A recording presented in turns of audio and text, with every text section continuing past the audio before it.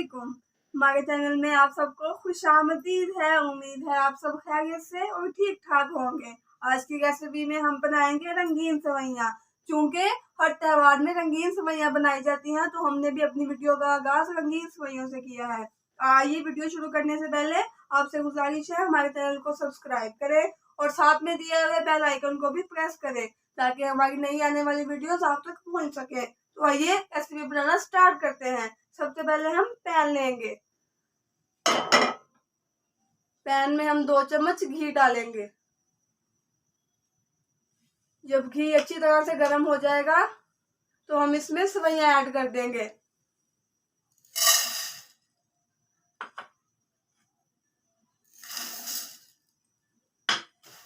और सेवइयों को 2 मिनट तक लो फ्लेम पर फ्राई करेंगे।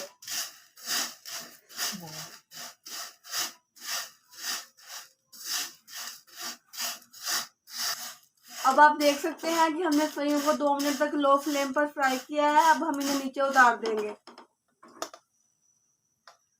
अब हमने एक और पैन लिया है। अब हम इसमें सेवइयों के लिए दूध लेंगे। अब हमने 1 लीटर दूध लिया है।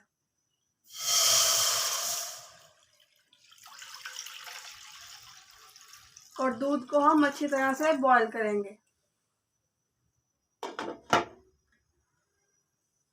अब आप देख सकते हैं कि हमारा दूध बॉईल हो चुका है। अब हम इसमें 2 अदद इलायची डालेंगे और जो हमने फ्राई की हुई हमारी सेवइयां हैं वो हम इसमें ऐड कर देंगे।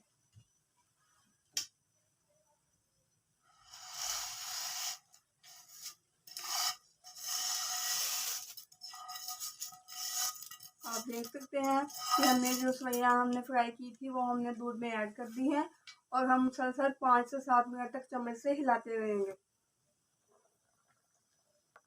अब हमने सेवइयों को 5 मिनट तक पकाया है। अब हम इसमें खुश्क दूध ऐड करेंगे।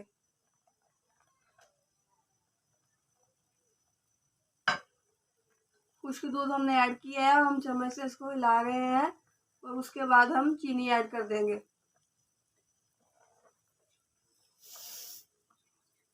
चीनी जितनी आपको ज़रूरत हो उसके मुताबिक आप चीनी डालेंगे और हम 3 मिनट तक मुसलसल चम्मच हिलाते रहेंगे। अब आप देख सकते हैं कि हमारा दूध गाढ़ा हो गया है।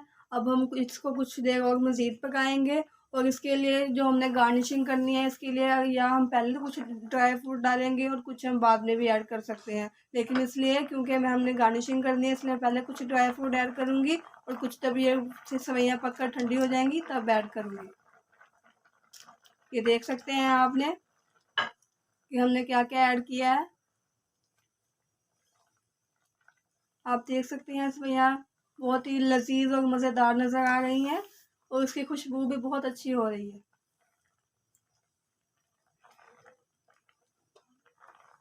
अब हम इसको नीचे उतार लेंगे और बाउल में डालकर ठंडा करने के लिए फ्रिज में रख देंगे।